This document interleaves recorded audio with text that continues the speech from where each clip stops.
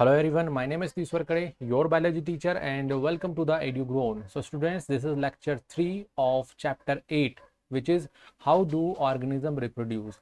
इस particular video में हम स्टडी करने वाले हैं रिप्रोडक्शन इन ह्यूमन बींग्स। और अगर आपने अभी तक स्टार्टिंग के लेक्चर्स नहीं देखे तो बिल्कुल आप देखिए, बहुत ही डिटेल में मैंने आपको ये चैप्टर जो है वो डिस्कस किया है। और इसके अलावा अगर आप चैनल में बिल्कुल नए हैं तो चाहूँगा कि आप सब्सक्राइब कर लीजिए, वीडियो को लाइक ज़रूर कीजिए, अपने दोस्तों के साथ इसको ज़रूर शेयर कीजिए। और हमारे वेबसाइट है विच इज़ edugrown.in, वहाँ पे जाके आप नोट्स भी इस चैप्टर के डाउनलोड कर सकते हैं। आपको कहीं और जाने की ज़रूरत वहाँ पे नहीं पड़ेगी। तो चलिए बिना देर किए स्टार्ट करते हैं इस वीडियो को।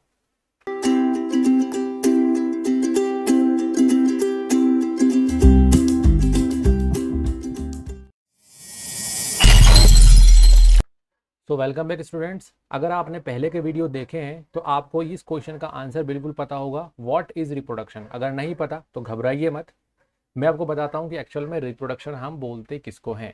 So the reproduction is a biological process. ये एक बायोलॉजिकल प्रोसेस है जिसमें लिविंग ऑर्गेनिज्म अपने ही जैसा एक नए ऑर्गेनिज्म को बनाता है। तो ये बेसिकली दो टाइप का होता है, एसेक्सुअल एंड सेक्सुअल। तो स्टूडेंट्स यहाँ पे एसेक्सुअल रिप्रोडक्शन को मैंने प्रीवियस जो लेक्चर्स हैं उसमें बहुत ही डिटेल में आपके साथ डिस्कस किया है। इस वीडियो में हम क्योंकि सेक्सुअल रिप्रोडक्शन डिस्कस कर रहे हैं एनिमल्स में, दैट मीन्स ह्यूमन में, इसीलिए हम यहाँ पे सिर्फ सेक्सुअल रिप्रोडक्शन का डेफिनेशन देख रहे हैं। अगर मैं सेक्सुअल रिप्रोडक्शन के बारे में बात करूँ तो सेक्सुअल रिप्रोडक्शन बेसिकली वो प्रोसेस है जिसमें न्यू ऑर्गेनिज्म बनता है बाय टू पेरेंट्स, है ना। इसमें टू पेरेंट्स होते हैं, एक होता है मेल और एक होता है फीमेल। ये दोनों ही क्या करते हैं, ये दोनों ही गैमेट फॉर्म करते हैं। क्या करते हैं? Gamete form. तो फीमेल जो रहेगा फीमेल गैमेट बनाएगा और जो मेल रहेगा वो मेल गैमेट का फॉर्म करेगा। और ये जो गैमेट रहेंगे देन क्या होंगे? फ्यूज। और फ्यूज होने के बाद फिर एक स्ट्रक्चर बनाएंगे जिसको हम बोलते हैं जाइगोट। तो बेसिकली अगर रिप्रोडक्शन के पॉइंट ऑफ व्यू से देखा जाए, रिप्रोडक्शन का अगर डेफिनेशन देखा जाए तो रिप्रोडक्शन का मतलब होता है the process of production of new organism from two parents by using gamete. Okay, मतलब यहाँ पे गैमेट के कारण, है ना, मतलब मेल और फीमेल गैमेट फॉर्म होगा और ये मेल और फीमेल गैमेट फ्यूज होके क्या बनाएंगे? जाइगोट बनाएंगे। और इस प्रोसेस को हम क्या बोलेंगे? Sexual reproduction. अगर हम ह्यूमन में बात करते हैं सेक्सुअल रिप्रोडक्शन की तो ह्यूमन जो होता है उसमें सेक्सुअल मोड ऑफ रिप्रोडक्शन होता है ऑब्वियसली। और इसमें क्या होगा? फीमेल जो होगी उसकी बॉडी में क्या बनेगा? गैमेट बनेगा which is called female gamete, या फिर इसको हम बोलते हैं ओवा। क्या बोलते हैं इसको हम? ओवा या फिर ओवम। ये फीमेल बॉडी बनाती है। फीमेल बॉडी क्या करती है? फीमेल बॉडी की जो स्पेसिफिक ऑर्गन्स होते हैं वो क्या करते हैं? वो ओवा बनाते हैं, दैट मीन्स ओवम बनाते हैं। ये क्या होता है? ये होता है फीमेल गैमेट। ये क्या होगा? Female gamete.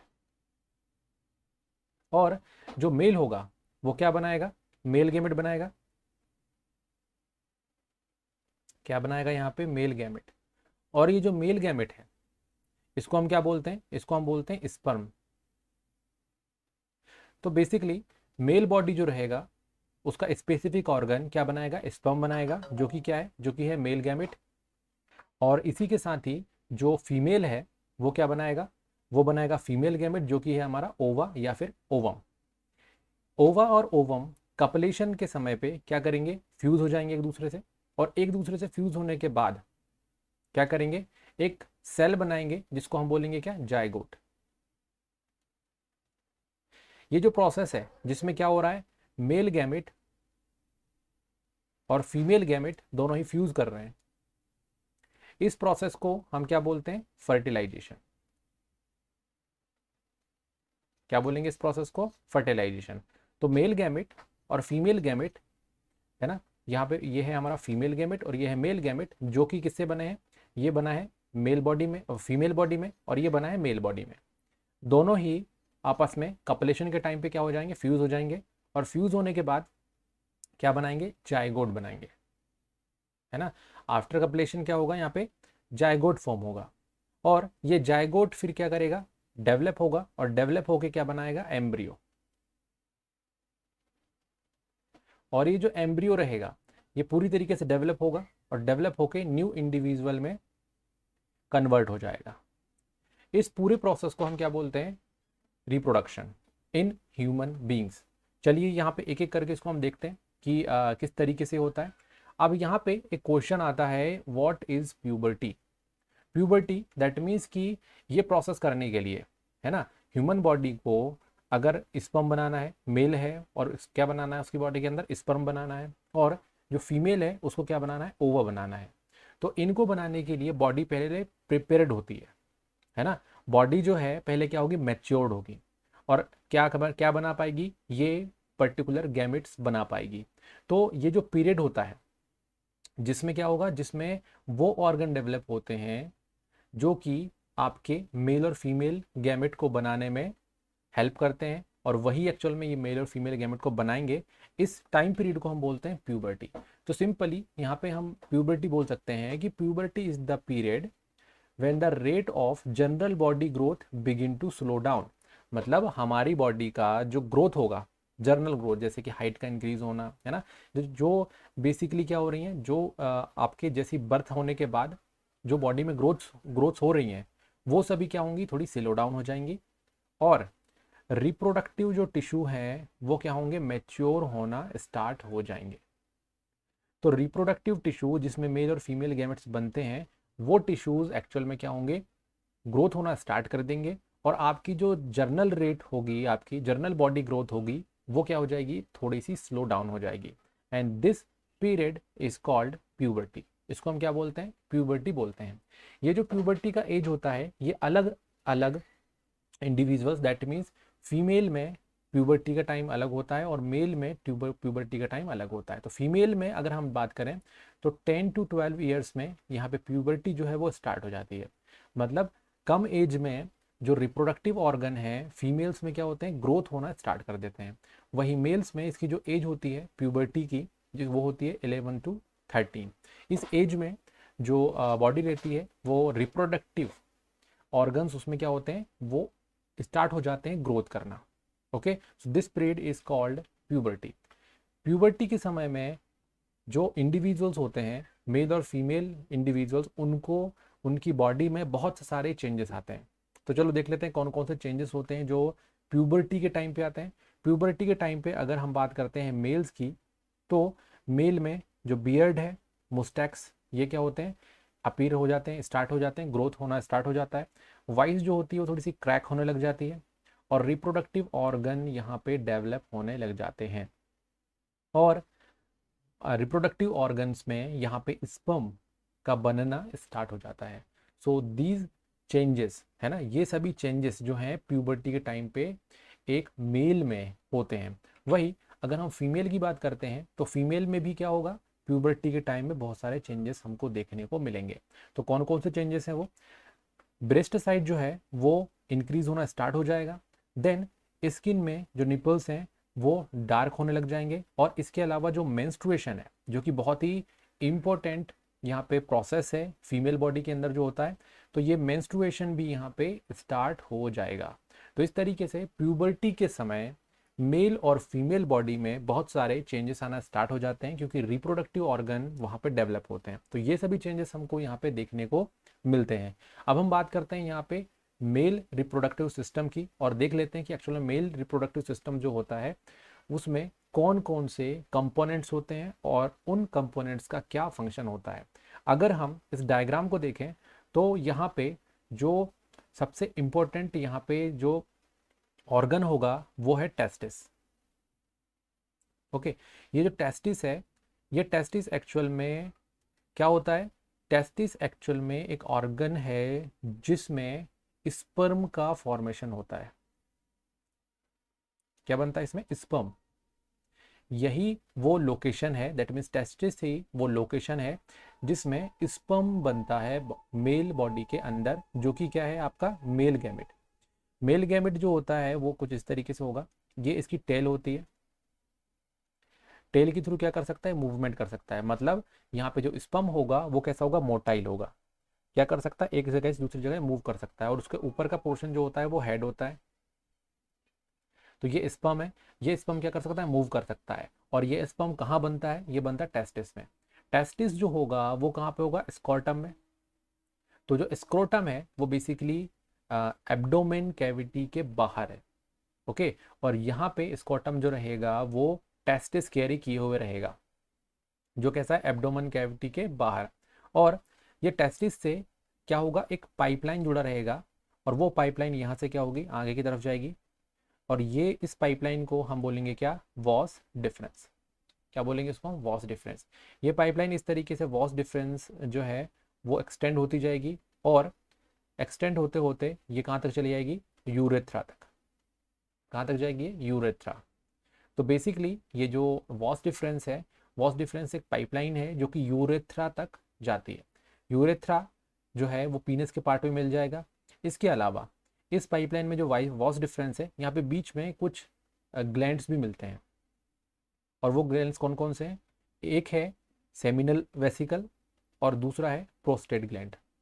Prostate gland and seminal vesicle gland जो होता है, ये दोनों ही क्या करते हैं, ये दोनों ही सीमन फॉर्म करने में हेल्प करते हैं। बेसिकली ये दोनों क्या करेंगे, सीक्रेट करेंगे एक लिक्विड मटेरियल को, एक लिक्विड मटेरियल को सीक्रेट करेंगे, जो कि ज़रूरी होता है सीमन फॉर्म करने के लिए। अभी मैं आपको बताऊंगा कि सीमन क्या होता है। तो यहाँ पे कुछ स्पेसिफिक टर्मोलॉजीज हैं, स्पेसिफिक कंपोनेंट्स हैं, जिसको हमको ये देखना है। तो ये सारे के सारे क्या हैं, आपके कंपोनेंट्स। चलो एक बार हम लिस्ट देख लेते हैं कि मेल रिप्रोडक्टिव सिस्टम जो है वो किन किन चीज़ों से मिलकर बना हुआ होता है। तो सबसे पहले हमारे पास टेस्टिस। टेस्टिस जो है बेसिकली क्या है, पेयर में मिलता है ना। ये दैट मीन्स कि कितने टेस्टिस मिलेंगे, 2 टेस्टिस यहाँ पे मिलेंगे। इसके अलावा फिर इसमें क्या होगा, डक्ट सिस्टम होगा। डक्ट मतलब वही पाइपलाइन सिस्टम। तो कौन कौन सा इसमें, इस पे हमें है एक वॉस डिफरेंस जो कि एक स्पर्म डक्ट है ना, और यूरेथ्रा।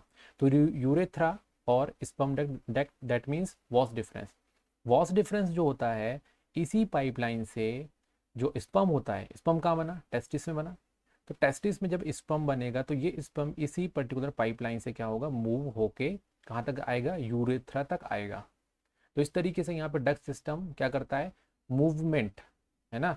वो एक्चुअल में क्या करता है, टेस्टिस से, टेस्टिस में बना हुआ जो स्पर्म है उसको कहाँ तक मूव करता है, यूरेथ्रा तक। मतलब ये पूरा पाइपलाइन है, यहीं से क्या करता है, स्पर्म मूव करते हुए जाता है।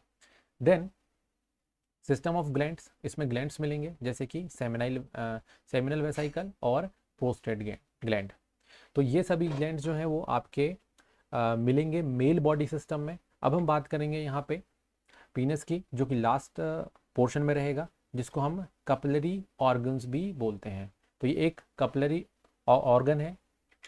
अब हम यहाँ पे एक एक जो कंपोनेंट्स हैं उनके बारे में हम यहाँ पे स्टडी करते हैं कि आखिरकार वो क्या क्या फंक्शन करते हैं। सबसे पहले हम बात करेंगे टेस्टिस की।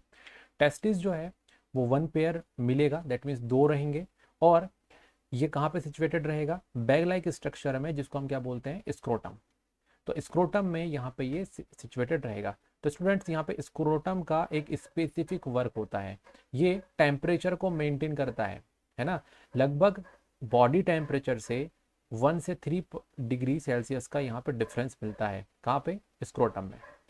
जो बॉडी है, बॉडी का टेम्परेचर से 1 से 3 डिग्री कम टेम्परेचर स्क्रोटम में होता है, जो कि टेस्टिस को क्या बनाता है, फंक्शनेबल। दैट मीन्स टेस्टिस इस तरीके से काम करता है कि उसमें जो स्पर्म बन रहा है वो कैसा होगा, वो फंक्शनल स्पर्म बन पाएगा। तो ये टेस्टिस का एक सिग्निफिकेंट है। यहाँ पे हम बोल सकते हैं कि scrotum lies outside the abdominal cavity. जो स्क्रोटम होता है वो बॉडी जो होगी, एब्डोमिनल कैविटी उसके बाहर सिचुएटेड होगी, जिसके कारण it maintain at the 1 to 3 degree lesser temperature than the body in order to produce functional sperm. Students यहाँ पे ये मैं आपको बता देता हूँ, जो ये टेम्परेचर कम हो रहा है ये बहुत ही इंपॉर्टेंट है। अगर ये टेम्परेचर इतना मेंटेन नहीं हो तो स्पर्म भी फंक्शनल नहीं बन पाएंगे, है ना। अब यहाँ पे टेस्टिस के कुछ फंक्शन देख लेते हैं। सबसे पहला फंक्शन तो ये है कि ये क्या करता है, मेल गैमेट प्रोड्यूस करता है, जैसे कि हमको पता है। और क्या है ये, स्पर्म। अगर स्पर्म का आप डायग्राम देखोगे तो यहाँ पे डायग्राम बिल्कुल क्लियर आपको शो हो रहा है। इस डायग्राम में आप देखोगे कि यहाँ पे हेड पोर्शन है और ये टेल पोर्शन है। टेल पोर्शन से आगे की तरफ मूव करता है, दैट मीन्स स्पर्म जो होता है वो कैसा होता है, वो होता है मोटाइल, एक जगह से दूसरी जगह मूव कर सकता है। वही जो टेस्टिस है, इसके अलावा एक और काम है, ये मेल रिप्रोडक्टिव हार्मोन को भी सीक्रेट करता है। और मेल रिप्रोडक्टिव हार्मोन क्या है, टेस्टोस्टेरोन। टेस्टोस्टेरोन एक मेल रिप्रोडक्टिव हार्मोन है जो कि मेल रिप्रोडक्टिव ऑर्गन को डेवलप करने में हेल्प करता है। ओके, तो यहाँ पे टेस्टोस्टेरोन का बहुत ही इंपॉर्टेंट रोल है मेल बॉडी के डेवलपमेंट में। तो हम यहाँ पे बोल सकते हैं testosterone is responsible for producing sperm as well as secondary sexual characteristic in mail.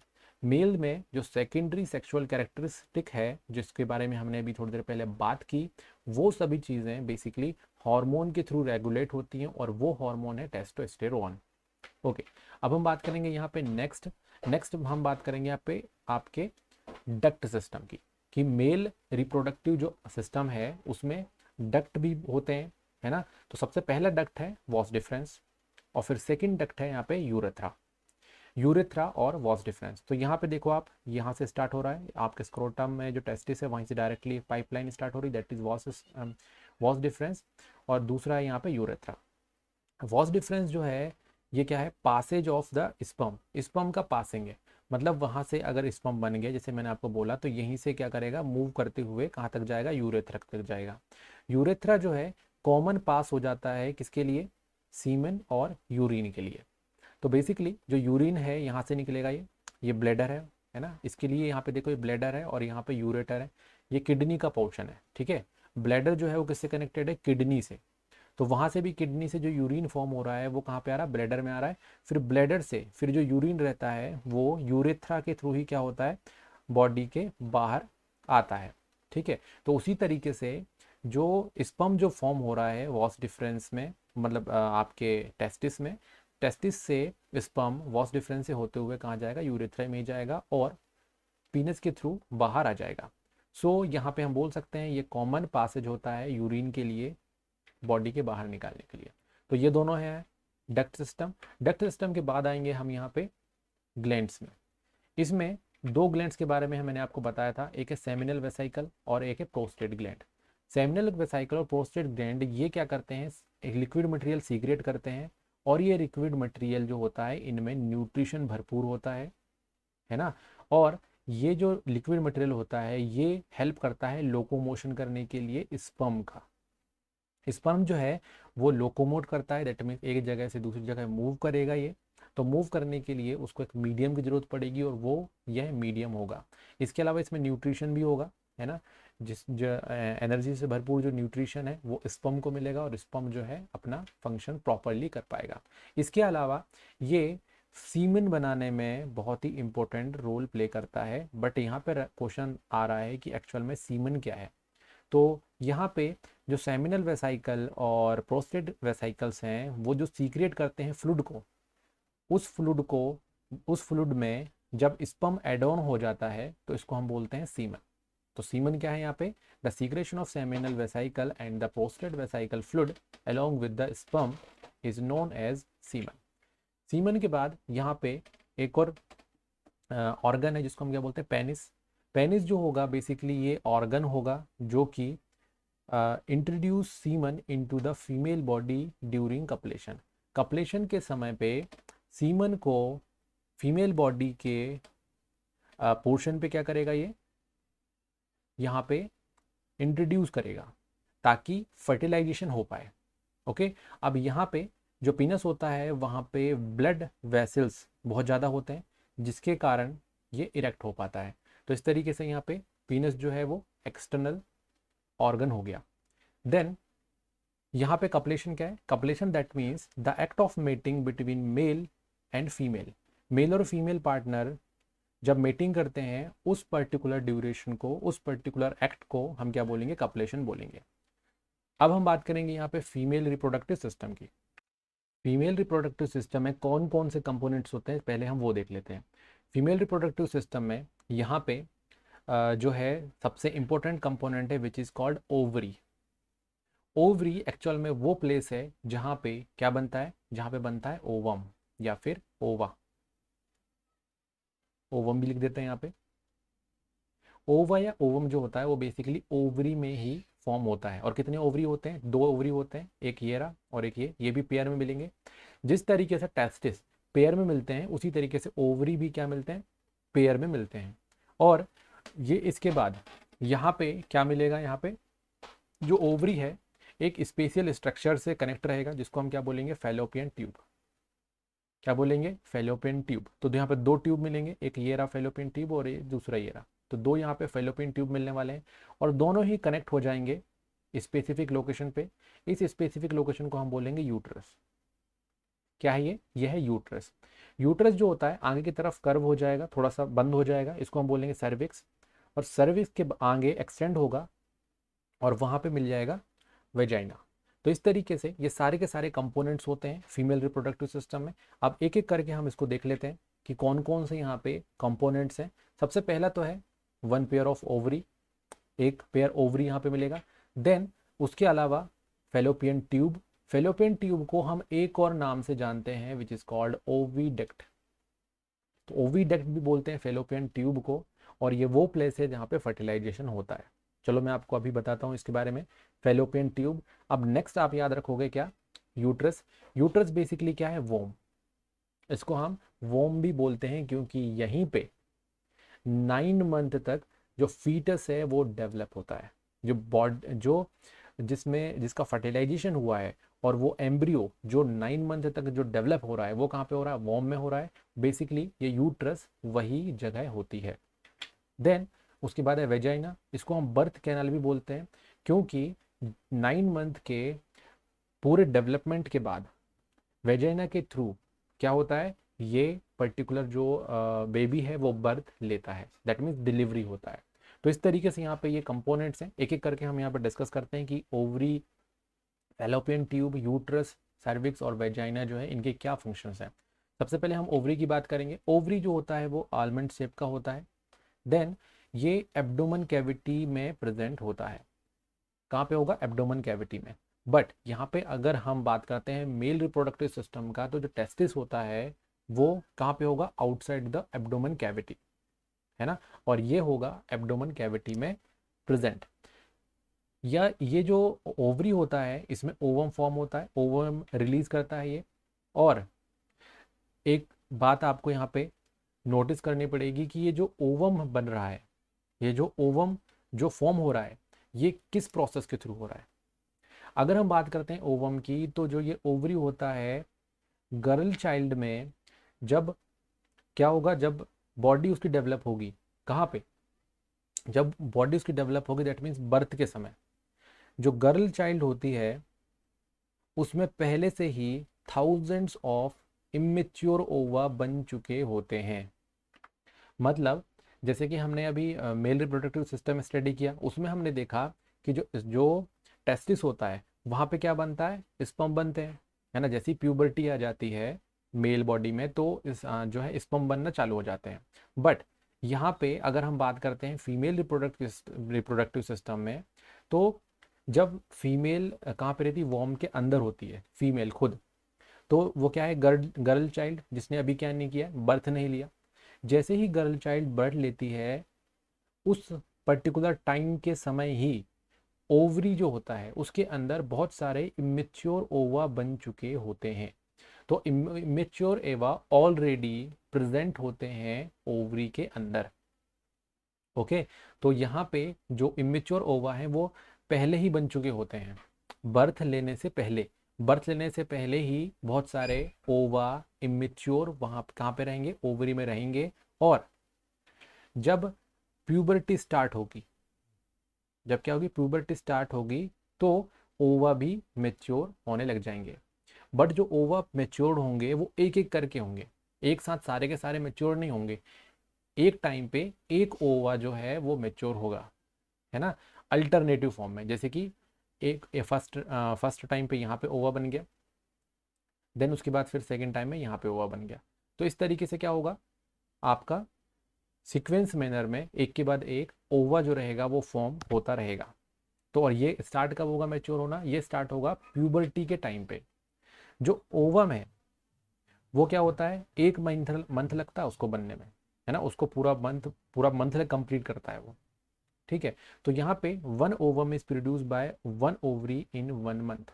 इसका एक पूरा साइकिल होता है जिसको हम किस में भी स्टडी करने वाले हैं, मेंस्ट्रुअल साइकिल में। तो मेंस्ट्रुअल साइकिल में आपको डिस्कस करूंगा अभी ये, तो उसमें आपको समझ में आ जाएगा कि वन मंथ में किस तरीके से ओवम प्रोड्यूस होता है। यहाँ पे जब ये ओवम बन जाता है ओवरी के अंदर, जैसे कि यहाँ पे देखो ओवम जो है ये बन गया। अब इस ओवम को आगे मूव करना है कहाँ पे, आगे वाली पाइपलाइन पे, जो कि क्या है, फेलोपियन ट्यूब। तो फेलोपियन ट्यूब में मूव करना है, तो क्या होगा कि जो ओवम है वो ओवरी से कहाँ चला जाएगा, ओवरी से आपका फेलोपियन ट्यूब की तरफ रिलीज हो जाएगा। इस प्रोसेस को हम बोलते हैं ओव्यूलेशन। सो सिंपली बोल सकते हैं the release of ovum from ovary into the abdomen cavity is known as ovulation. तो ओव्यूलेशन हो जाएगा यहाँ पे, ओव्यूलेशन बिल्कुल क्लियर हो गया होगा। जो ओवरी है उसमें ओवा बनेगा और वो रिलीज हो जाएगा एब्डोमेनल कैविटी में, जिसको हम क्या बोलेंगे, ओव्यूलेशन। ओके, अब हम बात करेंगे यहाँ पे आपके वन पेयर ऑफ ओवरी। इसके बारे में हम ऑलरेडी डिस्कस कर चुके हैं, जिसमें हमको क्या मिला है, ओवा कैसे बनता है ये हमको पता चल गया है ना। ओवा रिलीज कैसे हुआ, ओव्यूलेशन के थ्रू, वो भी हमने देख लिया। देन इसके अलावा जो ओवरी होता है एक और इम्पोर्टेंट फंक्शन परफॉर्म करता है, जिसको हम क्या बोलते हैं, हार्मोन प्रोडक्शन। क्या करता है, हार्मोन को भी प्रोड्यूस करता है, कौन, फीमेल रिप्रोडक्टिव सिस्टम। तो फीमेल रिप्रोडक्टिव सिस्टम जो हार्मोन बनाएगी वो है एस्ट्रोजन और प्रोगेस्टेरॉन। तो ये फीमेल हार्मोन होते हैं जो कि ओवरी फॉर्म करती है, एस्ट्रोजन एंड प्रोगेस्टेरॉन। और इसके अलावा अगर हम बात करते हैं, थोड़ा सा रिकैप कर लेते हैं, जो मेल रिप्रोडक्टिव सिस्टम था वो टेस्टोस्टेरोन को फॉर्म कर रहा था, तो वहां पे टेस्टोस्टेरोन बन रहा था और यहाँ पे बन रहा है एस्ट्रोजन एंड प्रोगेस्टेरॉन, जो कि ये सेकेंडरी सेक्सुअल कैरेक्टर्स को डेवलप करने में हेल्प करता है। तो जैसे कि हमने यहाँ पे देखा था प्यूबर्टी के समय बहुत सारे सेकेंडरी सेक्सुअल कैरेक्टर्स डेवलप होते हैं फीमेल में, तो वो क्यों होते हैं, because of these hormone, that is estrogen and progesterone. Then अब हम बात करेंगे फेलोपियन ट्यूब का, जिसको हम ओविडक्ट भी बोलते हैं। तो स्टूडेंट्स आपको यहाँ पे बता देता हूँ कि फेलोपियन ट्यूब का एक इंपॉर्टेंट रोल है। एक्चुअल में ये क्या प्रोवाइड कराता है, एक प्लेस प्रोवाइड करा दिया है जहाँ पे क्या हो सकता है, जहाँ पे हो सकता है फर्टिलाइजेशन। और फर्टिलाइजेशन क्या होता है, फर्टिलाइजेशन का मतलब होता है fusion of male and female gamete. Male और फीमेल गैमेट जब फ्यूज होते हैं इसको हम क्या बोलते हैं, फर्टिलाइजेशन। और ये फर्टिलाइजेशन कहाँ पे होता है, इसी फेलोपियन ट्यूब में। तो देखो यहाँ पे क्या हुआ, ओवम जो है वो बाहर आ गया ओव्यूलेशन के थ्रू, और जो स्पर्म है वो स्पर्म वेजाइना से होते हुए यूट्रस तक जाएगा, फिर यूट्रस से होते हुए कहाँ तक जाएगा, वो जाएगा यहाँ पे फेलोपियन ट्यूब तक। तो स्पर्म जो है वो फेलोपियन ट्यूब तक आया और यहाँ से ओवा जो है कहाँ पे आया, फेलोपियन ट्यूब में। फिर दोनों यहाँ पे आ गए और दोनों आने के बाद फिर क्या होगा, फ्यूज होगा, और फ्यूज होके क्या बना लेगा यहाँ पे, जाइगोट। तो मैंने आपको बताया था ये मेल गैमेट है, ये फीमेल गैमेट है, दोनों ही फ्यूज होंगे और फ्यूज होने के बाद जो सेल बनाएंगे दैट इज कॉल्ड जाइगोट। तो जाइगोट जो है ये बन कहाँ रहा है, फेलोपियन ट्यूब में ही बन रहा है। तो इस तरीके से हम यहाँ पे बोल सकते हैं फेलोपियन ट्यूब कितने होते हैं, दो फेलोपियन ट्यूब मिलते हैं, and the two fallopian tube unite to form the elastic bag like structure that is called uterus. ये दोनों आपस में क्या होंगे, यहाँ पे ज्वाइंट होंगे और ज्वाइंट होके क्या बनाएंगे, यूट्रस का पोर्शन बनाएंगे। और अगर मैं इसके फंक्शन की बात करूं तो ये क्या है, it is the site of fertilization. बहुत ही सिंपल तरीके से आपको पता चल गया होगा कि ये फर्टिलाइजेशन की जगह है जहाँ पे फर्टिलाइजेशन परफॉर्म होती है। और फर्टिलाइजेशन का मतलब है mail and female gamete fuse together and form zygote. This is early embryo. ये एक अर्ली एम्ब्रियो इसको बोलते हैं, क्योंकि जाइगोट ही भी डेवलप होके एम्ब्रियो का फॉर्मेशन करेगा। अब ये जो एम्ब्रियो है, जो जाइगोट है, वो जाइगोट कहाँ जाएगा, आगे यूट्रस में जाएगा। तो सिंपली ओव्यूल यहाँ पे है, ठीक है, ओव्यूलेशन हुआ यहाँ पे, तो ओवम यहाँ पे है, देन यहाँ पे स्पर्म आया, है ना। वेजाइना से होते हुए यूट्रस, यूट्रस से होते हुए कहाँ तक, फेलोपियन ट्यूब तक आया, वहाँ पे फ्यूजन हुआ, फ्यूजन बन के क्या बन गया, यहाँ पे जाइगोट बन गया। जाइगोट अब मूव करेगा और कहाँ पे आ जाएगा, यूट्रस में। अब जाइगोट कहाँ पे आ चुका है, यूट्रस में आ चुका है। अब जाइगोट जो है वो एम्ब्रियो बन गया डेवलप होके, और इसकी जो वॉल है ये रेड कलर की दिख रही है, ये इस वॉल पे क्या होगा, अटैच हो जाएगा। क्या हो जाएगा, अटैच हो जाएगा। और अटैचमेंट होने के बाद फिर क्या करेगा, अटैचमेंट होने के बाद फिर यहीं पे ये जो एम्ब्रियो है वो पूरी तरीके से डेवलप होगा 9 मंथ तक। ओके, 9 मंथ्स तक यहाँ पे डेवलप होगा ये। तो इसमें हम कुछ पॉइंट्स देख लेते हैं, क्या क्या पॉइंट्स हैं। First of all, embryo formed in fallopian tube comes down to uterus. ये दोनों साइड की फेलोपियन ट्यूब यहाँ पे आई और यहाँ पे मिला, इसको बना दिया क्या, यूट्रस बना दिया। यूट्रस जो होता है ना, उसकी जो वॉल होती है, जो ये हमको रेड कलर की दिख रही है, इस वॉल को हम बोलते हैं एंडोमेट्रियम। क्या बोलते हैं इसको हम, एंडोमेट्रियम बोलते हैं। तो जो ये एम्ब्रियो होता है, एम्ब्रियो बनता है, वो अटैच हो जाता है किसमें, यूट्रस की वॉल पे। ठीक है, और वो यूट्रस की वॉल क्या है, एंडोमेट्रियम। जो एम्ब्रियो है वो एंडोमेट्रियम वॉल पे जब अटैच हो जाता है, इस प्रोसेस को हम बोलते हैं इम्प्लांटेशन। बहुत सिंपल। ये जो एम्ब्रियो यहाँ पे बना, अर्ली एम्ब्रियो, फिर एम्ब्रियो बनते हुए कहाँ पे आ गया, यूट्रस में आ गया। यूट्रस के आने के बाद इस पर्टिकुलर एंडोमेट्रियम वॉल पे ये अटैच हो गया। इस अटैचमेंट की प्रोसेस को हम बोलते हैं इम्प्लांटेशन, है ना। एम्ब्रियो बना, एम्ब्रियो बनने के बाद फिर यूट्रस में आया, यूट्रस में क्या हो गया, इम्प्लांटेशन यहाँ पे हो गया। एंडोमेट्रियम क्या है, थोड़ा सा देख लेते हैं। What is endometrium, it is the inner lining of the uterus and richly supply with blood vessels. अब यहाँ पे देखो, ये जो एंडोमेट्रियम की वॉल होती है, इसमें बहुत ज़्यादा ब्लड वेसल्स होते हैं, जिसके कारण अच्छे तरीके से क्या मिल पाता है, न्यूट्रिशन मिल पाता है। ठीक है, क्या मिल पाता है, न्यूट्रिशन। किसको न्यूट्रिशन मिलेगा, ये मिलेगा डेवलपिंग एम्ब्रियो को। जो एम्ब्रियो अच्छे तरीके से पूरी बॉडी ऑर्गन्स में डेवलप होगा, उसको न्यूट्रिशन मिल पाएगा। Okay, then the embryo develop for the next 9 months till the baby is delivered. और ये 9 मंथ तक पूरी तरीके से डेवलप होता रहता है। और यहाँ पे स्टूडेंट्स एक बात है कि जब ये इम्प्लांटेशन हो जाता है तो एक ऑर्गन यहाँ पे फॉर्म होता है जिसको हम बोलते हैं प्लेसेंटा। ये जो प्लेसेंटा होता है, ये बेबी और मदर के बीच में क्या होगा, एक कनेक्शन होता है, जिसके थ्रू बेबी को क्या मिलता है, फूड, न्यूट्रिशन। तो जो बेबी जो ग्रोथ हो रहा है वो यूट्रस में, उसको फूड सप्लाई, उसके इम्यूनिटी के लिए, उसका एक्सक्रेशन करने के लिए, वो सभी कौन कर रहा है, प्लेसेंटा यहाँ पे कर रहा है। ओके, तो यहाँ पे अब आगे बढ़ते हैं। प्लेसेंटा के बाद, प्लेसेंटा जो है बेसिकली फॉर्म होगा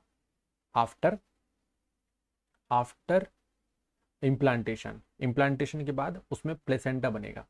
चलो अब यहाँ पे देखो, a narrow end of the uterus is called cervix. इसके अलावा जो यूट्रस है उसका जो नेरो एंड रहेगा, इसको हम क्या बोलेंगे, सर्विक्स बोलेंगे। देन अब हम बात कर लेते हैं वेजाइना का। तो वेजाइना जो बेसिकली है वो यूट्रस ओपन होता है वहाँ पे, है ना। यूट्रस जो रहेगा वेजाइना के थ्रू ओपन होगा। Then vagina is a muscular tube, ये एक मस्कुलर ट्यूब होती है जिससे बेबी डिलीवर होता है आफ्टर 9 मंथ्स। इसके अलावा कपलेशन के समय पे स्पर्म को रिसीव करने का जो फंक्शन है, जो वर्क है, वो वेजाइना ही करता है। देन अब हम बढ़ते हैं नेक्स्ट टॉपिक पे। हमारा नेक्स्ट टॉपिक है व्हाट इज मेंस्ट्रुएशन। आखिरकार मेंस्ट्रुएशन क्या होगा। तो स्टूडेंट्स, ये जो मेंस्ट्रुएशन है ये फीमेल रिप्रोडक्टिव ऑर्गन से रिलेटेड है। दैट मीन्स ये फीमेल रिप्रोडक्टिव ऑर्गन है। फीमेल रिप्रोडक्टिव ऑर्गन में यहाँ पे एंडोमेट्रियम की लेयर होती है। ये जो एंडोमेट्रियम होता है, यहाँ पे ब्लड वेसल्स, बाकी की चीज़ें बहुत ज़्यादा अमाउंट में होती हैं, और ये वो जगह होती है जहाँ पे इम्प्लांटेशन होता है और एम्ब्रियो डेवलप होता है।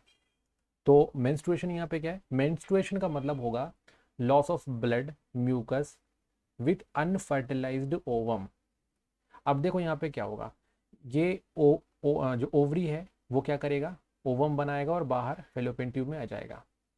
अब अगर सपोज करो कि यहाँ पे स्पर्म नहीं आया, है ना, अगर स्पर्म नहीं आएगा तो क्या नहीं होगा, फर्टिलाइजेशन नहीं होगा।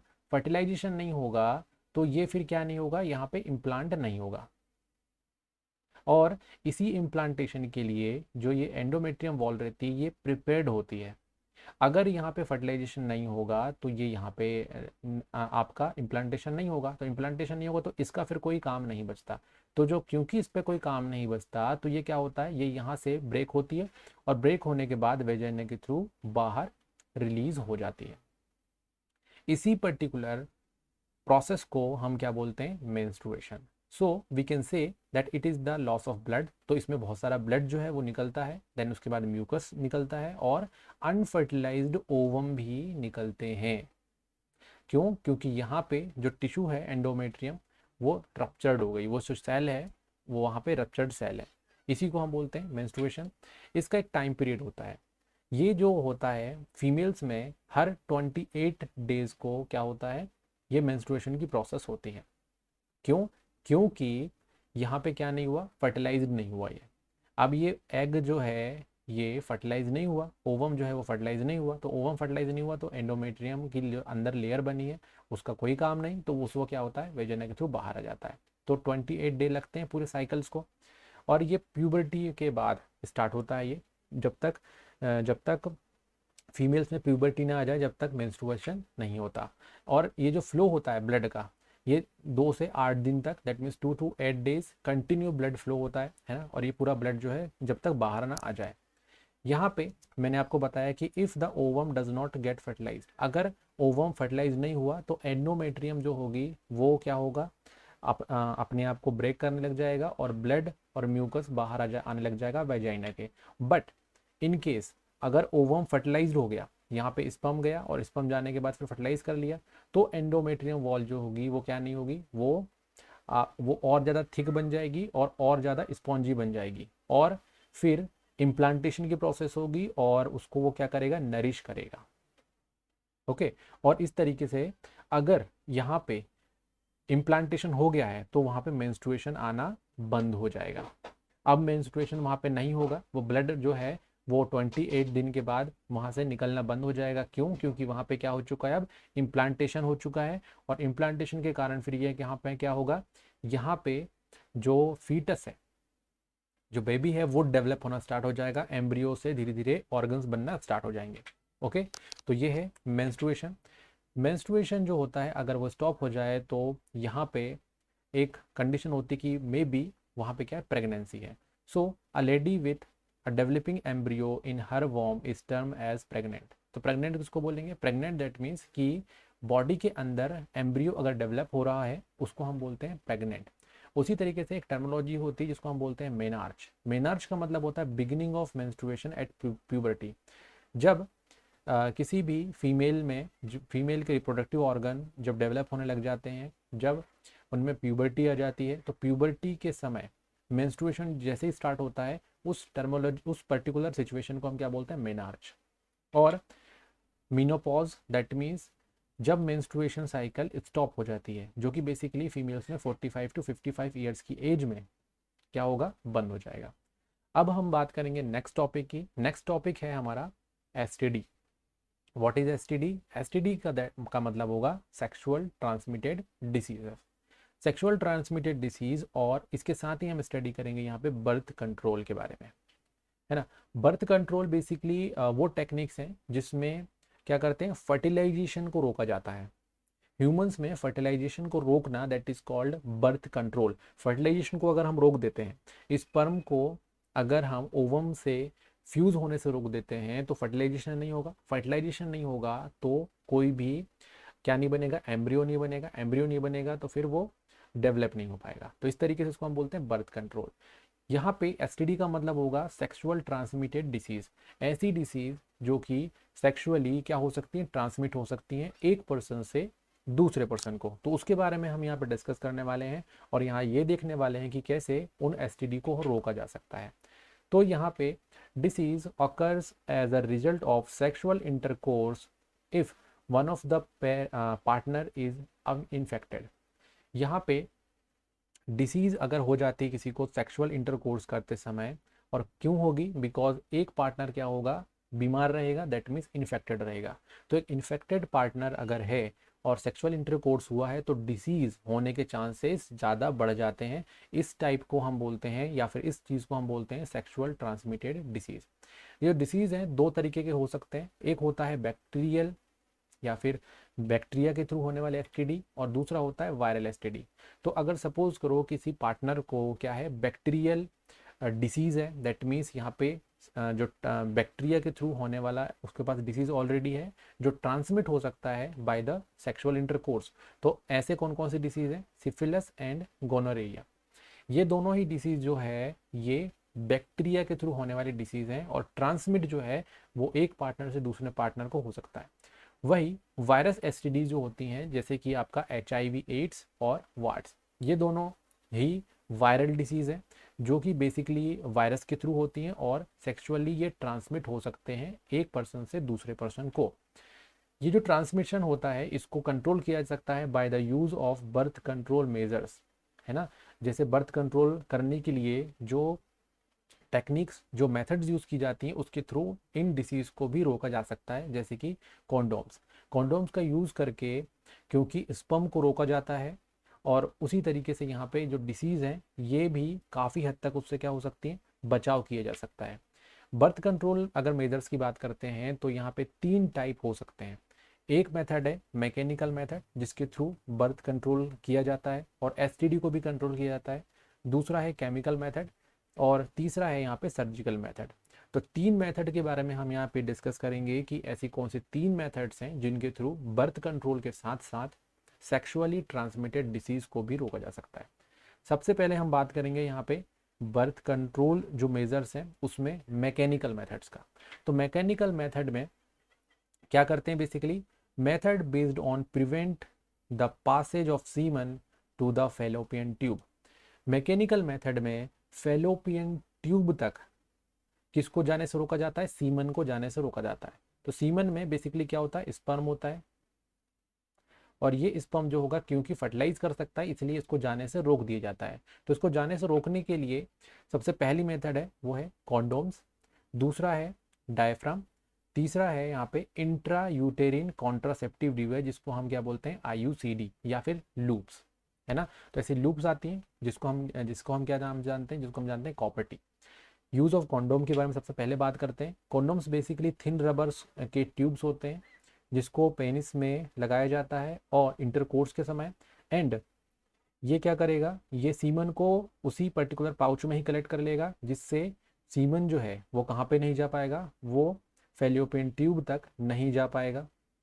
और वही अगर हम बात करते हैं डायफ्राम की, तो डायफ्राम जो होते हैं ये रबर होते हैं जिसको वेजाइना में क्या किया जाता है, फिक्स किया जाता है। तो बेसिकली इसको जो डायफ्राम्स जो होते हैं वो यूट्रस जो होगा उसके कॉर्नर्स में क्या करेंगे, इसको फिक्स कर सकते हैं। और अगर ये फिक्स हो जाता है तो एक बैरियर की तरह वर्क करेगा और स्पर्म जो है वो कहाँ नहीं जा पाएगा, यूट्रस में नहीं जा पाएगा। वही ये मेल और फीमेल कॉन्डोम है, कॉन्डोम दोनों ही टाइप के आ सकते हैं, ये मेल कॉन्डोम है और ये फीमेल कॉन्डोम है ना। दोनों को ही यहाँ पे यूज़ किया जा सकता है। इसके अलावा जो थर्ड मेथड है वो है यूटेरिन इंट्रा यूटेरिन कॉन्ट्रासेप्टिव डिवाइस। ये बेसिकली ये भी डिवाइसेस होते हैं जिनको यूटेरिन वॉल जो है वहाँ पे लगा दिया जाता है और इसके अलावा इसमें स्पर्म जो रहता है वो वहाँ पे एंटर नहीं कर पाता। देन अब हम बात करेंगे यहाँ पे सेकंड मेथड का। सेकंड मेथड है यहाँ पे केमिकल मेथड। केमिकल मेथड जो होता है उसमें हम केमिकल्स का यूज़ करते हैं। सबसे पहला यहाँ पे स्पर्मिसाइड्स, स्पर्म को किल करने वाले, और ओरल कॉन्ट्रासेप्टिव पिल्स जो क्या होते हैं, जो कि बॉडी के अंदर हॉर्मोन्स की क्वांटिटी को क्या करते हैं, चेंज करते हैं, जिसके कारण जो यूटेरिन वॉल है वो सही तरीके से बन नहीं पाती। यूटेरिन वॉल का मैंने अभी आपको बताया था, एक एक करके स्टडी करते हैं। सबसे पहले हम बात करते हैं स्पर्मिसाइड की। स्पर्मिसाइड जो होते हैं वो स्पर्म को किल करने वाले केमिकल्स होते हैं। ये क्रीम के फॉर्म में और जेलीज के फॉर्म में आते हैं और कपलेशन के समय इन पर्टिकुलर केमिकल्स का यूज़ किया जा सकता है जिससे स्पर्म जो होंगे वो किल हो जाएंगे और वो क्या नहीं कर पाएंगे, फर्टिलाइजेशन नहीं कर पाएंगे। वही ओरल कॉन्ट्रासेप्टिव पिल जो होते हैं वो बेसिकली हार्मोनल पिल्स होते हैं जो कि ओव्यूलेशन की प्रोसेस को क्या करेंगे, डिस्टर्ब कर देंगे, जिसके कारण क्या होगा, जिसके कारण फर्टिलाइजेशन के चांसेस कम हो जाएंगे। बट यहाँ पे आप ध्यान रखिए, मेंस्ट्रुएशन को ये क्या नहीं करेगा, मेंस्ट्रुएशन को ये अफेक्ट नहीं करेगा। वही अब हम बात करते हैं थर्ड मेथड की, और थर्ड मेथड है सर्जिकल मेथड।